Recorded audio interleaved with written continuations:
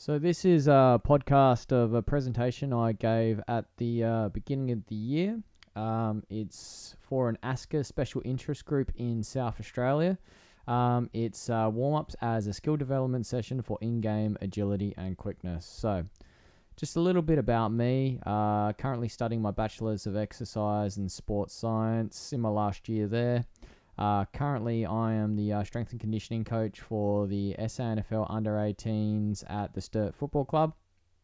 In the past, I am also the head coach and weightlifting coach at CrossFit TRG.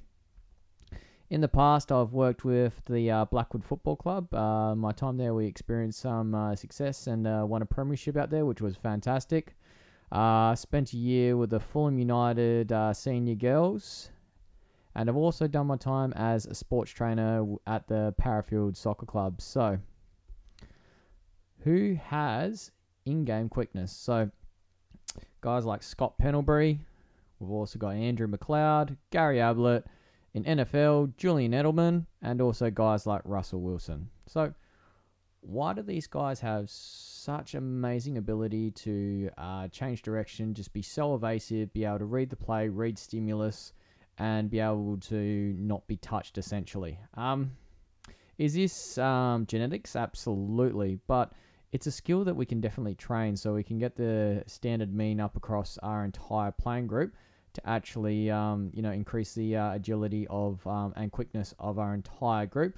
And give those guys something that genetics didn't give them. So the great man says, precision beats power and timing beats speed. So this is something that's a bit of a focus and a bit of a call to arms for this particular intervention. So, components of agility and coordination. So, I'm going to go through some of the different components. So, first things, rhythm is best for to be the ability to execute tasks at different tempos and speeds.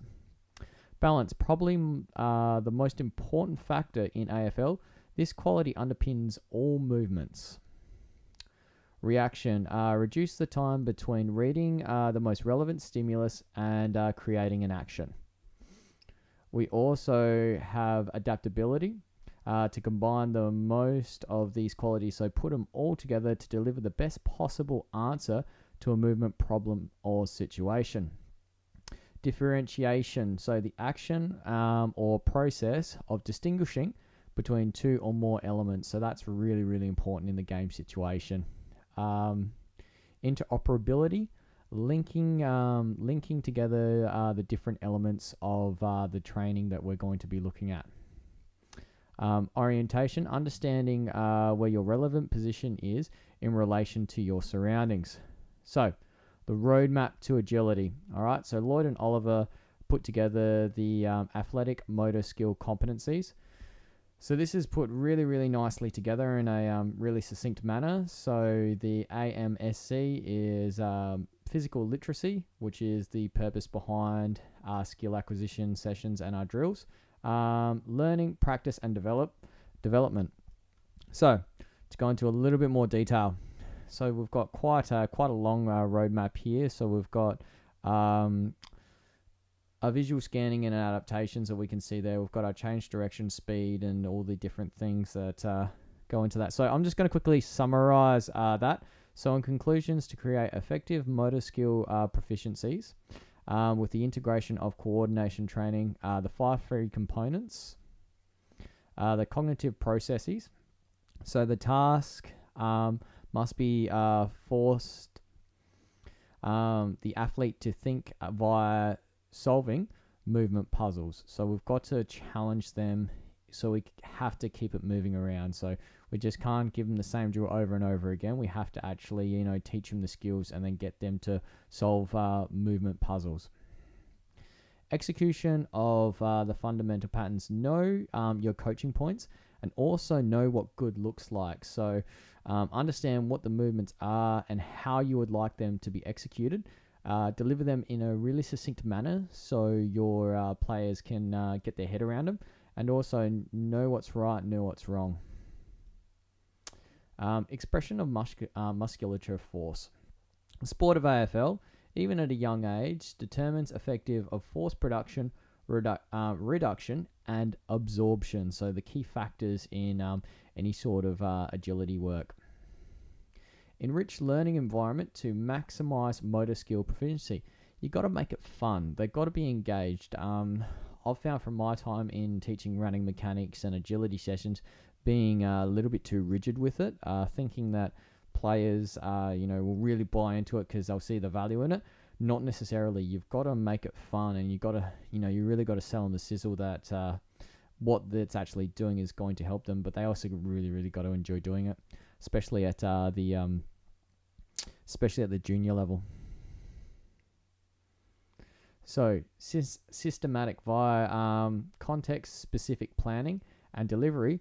You must have the potential to overcome genetic limitations and also increase the ceiling of expert motor skill development. So these are the different areas that we need to be able to think about. Increase the people who haven't been given with it, but also increase the ceiling of the people who are just genetically blessed with it. So rather than having a car without steering, we've got to give them steering so they can perform those amazing things even better.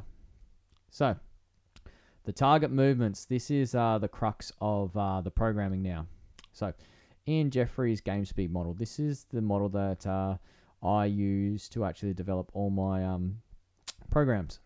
So the three broad categories of movement can be identified based on their main functions.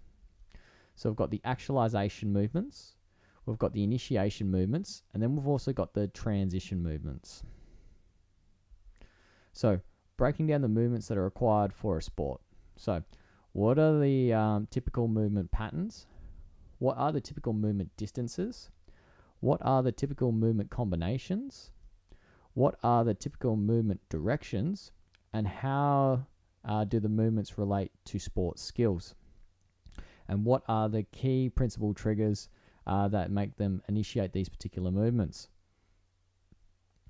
Developing a target movements in line with motor skill and learning. So Smith's schema theory suggests that the larger the motor program that is achieved through practice, the easier it can be to adapt to new situations. And this can be done by using contextual interference, a learning phenomenon where interference during practice is beneficial to skilled learning. So developing an effective movement training drill. Develop the typical movement using typical distances and directions, adding typical movement combinations, adding key principal triggers, and then adding key sports skill requirements.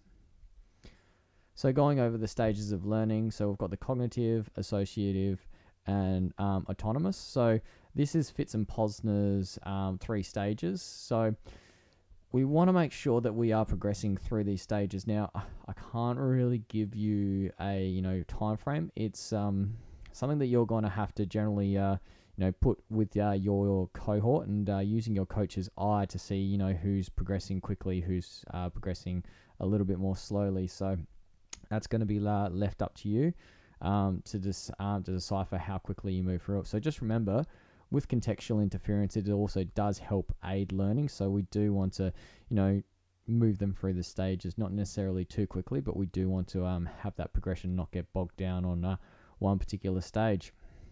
So this is, programming from closed to open skills. So getting them to actually nail the movement patterns first, and then getting them to do it without the change. So the way I like to do this is using cones and poles is great in the initial stages, but speed isn't necessarily the factor when we're using closed skills. So closed skills is about really absolutely nailing those positions so that they're stacking ankle, knee, and hip. They're able to get a great forward lean, and they're able to push the ground away without stepping. So those are the key things that we look for in our closed skills. We're not really going to get too much by adding speed to that. What we want to do is we want to add the open skills, so having different things to react to, so different stimuluses, players, and incorporating different open abilities to that to actually get them to read the play, and then that's where the speed comes into it. So once the movement proficiency is great, that's when the real agility and the read stuff that comes in. So the cognitive demands rather than the physical demand. All right, the target movement syllabus. So we've got the initiation, the transition, and the actualization movements. So thinking about all different planes, moving from front, moving to side, moving to the rear. We've also got the different functions of movements here. So waiting to react for our transitions, and then also covering ground as well. So accelerations, full sprint speed, run on a curve, run on different angles as well. So I won't spend too much time about this. I'll unpackage and show you how I actually combine these. So what you want to be able to do is, as you progress through, you want to be able to link these 3 different areas together. You can do that through closed and open, depending on where you're at with your movement. So, warm-ups. How can we develop them? So, are we getting the most out of our time with them? Are we doing a thermogenic warm-up, or can we get some max V sessions and we get some great change of direction and deceleration movement skills out of them? Is it the best use of their time? Are they getting better? Are we, we don't necessarily get a huge amount of time with our players. The largest amount of time is generally going to be in the warm-up. So yeah, set yourself some, set yourself some KPIs in the warm-up. So I want to get some low-end plyos, some like pogos and some single leg hops. I want to be able to get some hip turns, some drop steps. So some of those movements I want them to be doing inside that warm-up. All right, can we improve skills in this time? Absolutely, I do believe that. And the next question is, where do we start? Now, the Boyle fundamental movement skills, I think that's called. So fundamental strength and conditioning. Don't 100% quote me on that. Has one of the greatest quotes in there that really made me think was, "Are you a cook or are you a chef?" So a cook is someone who cooks to a recipe. Goes a little bit outside, maybe adds a little bit of spices, salt and pepper here and there, but generally the crux of it isn't of their own designs. When you're a chef, you can start building things from scratch, and you're probably relying off of all that experience that you've got. Myself, definitely a cook. I do not consider myself a chef. I think I've got probably about 10 years before I might be able to start calling myself down that. So at the beginning of the year, I was given a blueprint. So the blueprint was the FIFA 11 Plus. Does boast how to run an efficient warm up to decrease knee injuries, which is great. There's been plenty of studies to say that this works. Now this is the recipe, and I'm just going to take you through how I combined this with also Ian Jeffrey's game speed model. So running straight ahead at 70%. We have some low-end plyometrics in there. So we've got our tall to short, running straight ahead. Then we've got some pogos coming through. So I progress this over 2-week blocks.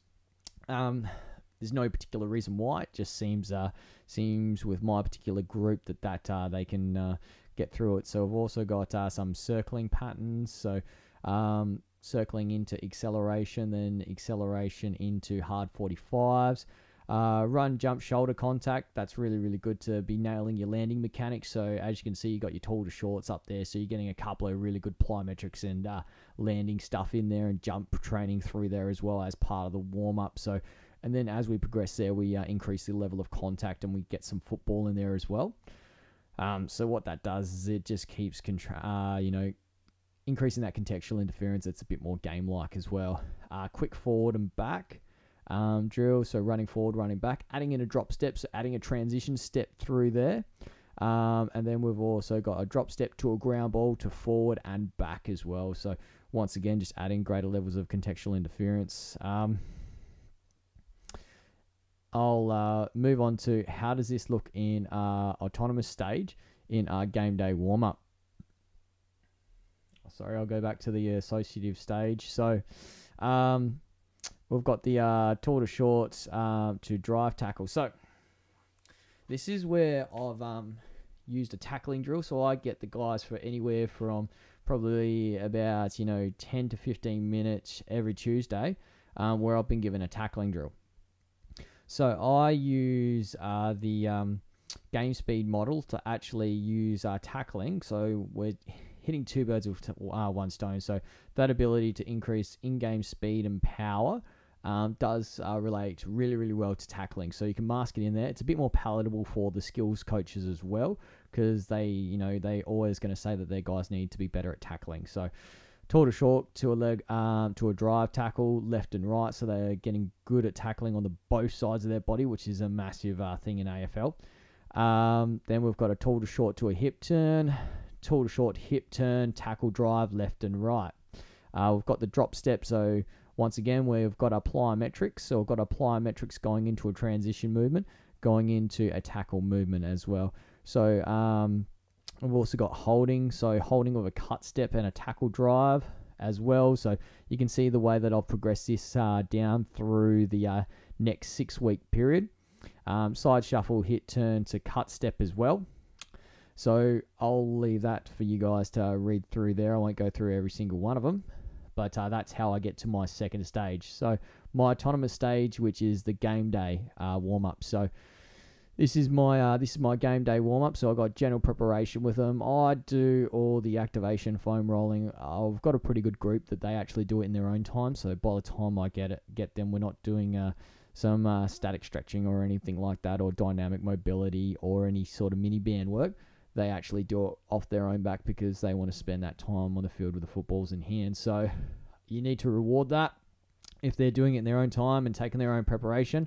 Footballers want to be playing football and touching footballs. They don't really want to spend a huge amount of time rolling out. So if they've got the disciplines to do that, reward them, but still obviously get those things in, and also especially on game day, the things that are going to get them feeling, what they want to do. So as you can see, we've got our tools to short to acceleration, pogos to acceleration.